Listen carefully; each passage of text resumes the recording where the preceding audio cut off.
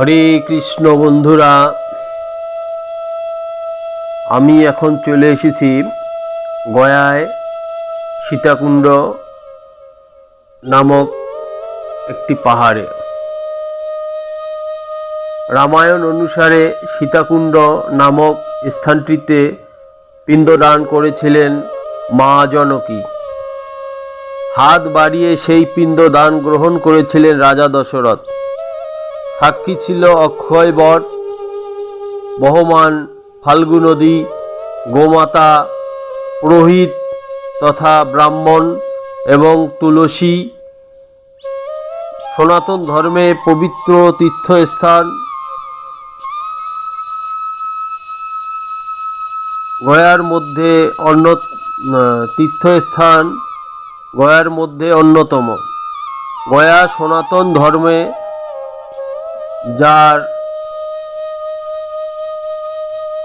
সনাতন ধর্ম অবলম্বীরা তাদের পিতৃ ক্ষণের শোধার্থে তথা পিতৃপুরুষের পরলোকগত আত্মার শান্তি কামনার জন্য পিণ্ডদান করতে গয়াতে আসে। ভারতীয় তীর্থগুলির মধ্যে একমাত্র গয়া পারলৌকিক ক্রিয়াভূমি। স্বাভাবিক ও অস্বাভাবিক উভয় মৃত্যুর পরে আত্মার সদ্গতির জন্য গয়ায় পিণ্ডদান এক মহৎ পরম কল্যাণ কর্ম। হিন্দু পুরাণ অনুযায়ী জীবিত ব্যক্তির পূর্বে 3 পুরুষ পর্যন্ত পিতৃলোকে বাস করেন। এই লোক স্বর্গ ও মর্ত্যের মাঝামাঝি স্থানে অবস্থিত। পিতৃলোকে নিয়ে যান। পরবর্তী প্রজন্মের একজনের মৃত্যু হলে পূর্ববর্তী প্রজন্মের একজন পিতৃলোক ছেড়ে স্বর্গে গমন করেন এবং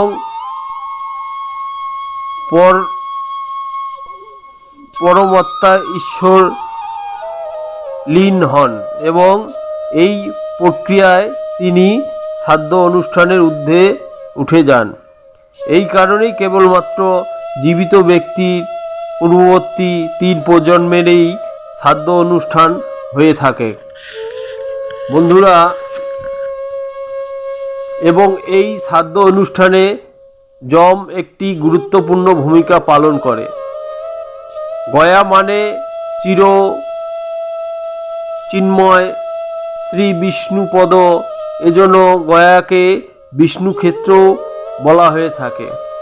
সুপ্রাচীন গ্রন্থ রামায়ণ ও মহাভারতেও গয়ার উল্লেখ পাওয়া যায়।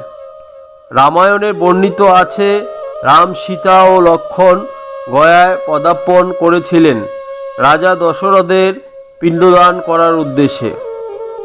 অন্যদিকে মহাভারতে গয়াকে উল্লেখ করা হয়েছে গয়াপুরী নামে। গয়াপুরী, যার নাম আজও বিখ্যাত, তিনি হলেন গয়া অসুর। বায়ু পুরাণে গয়া মহাত্ম্য পাঠ করলে জানা যায় এই অসুরের মহান আত্মত্যাগের কাহিনী। অসুরকুলের মধ্যে গয়া ছিল মহাবলী ও মহাপরাক্রমশালী। তার শরীরের দৈর্ঘ্য ছিল 125 যোজন, স্থলতা ছিল 60 যোজন। তবে তার শরীর যতই বিশাল হোক না, আচরণে তিনি ছিলেন পরম বৈষ্ণব ভক্ত। ভগবান বিষ্ণুর এক নিষ্ঠ ভক্ত ছিলেন এই গয়াসুর। একটি মত বলছে পিতা ত্রিপুরাসু এবং মাতা প্রভাবতীর পুত্র ছিলেন গয়াসুর। অন্য মতে গয়া ছিলেন স্বয়ং ব্রহ্মার সৃষ্টি, অর্থাৎ তার কোনো জাগতিক পিতামাতা নেই এবং এই কারণেই তার মধ্যে কোনো আসুরিক পূর্ববর্তীত ছিল না। গয়াসুর ভগবান শ্রীবিষ্ণুর কাছে বর প্রার্থনা করেছিলেন, আমার দেহশিলা সর্বার্থ এ অসুর একটি কীট পতঙ্গ, পাপী, ঋষি, মুনি, ভূত, প্রেত, পিশাচ সবাই পবিত্র হয়ে যেন মুক্তি লাভ করে। শ্রীবিষ্ণু তার প্রার্থনা মঞ্জুর করেছিলেন।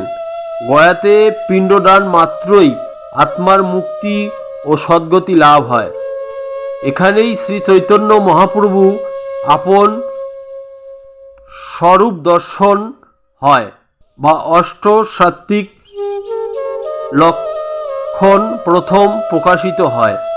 এখানেই তার গুরুদেব শ্রী ঈশ্বরপুরীর সাথে সাক্ষাৎ হয় এবং এখানেই তার দীক্ষা লাভ হয়।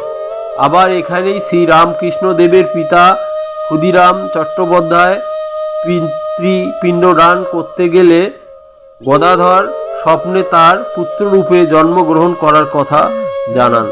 বন্ধুরা, আপনারা এই ভিডিওটি দেখুন আর বেশি বেশি করে চ্যানেলটিকে লাইক, শেয়ার, কমেন্ট করুন, সাবস্ক্রাইব করুন, যাতে করে নতুন নতুন বন্ধুরা এই ভিডিওটি দেখতে পারে। সবাইকে ধন্যবাদ। হরে কৃষ্ণ।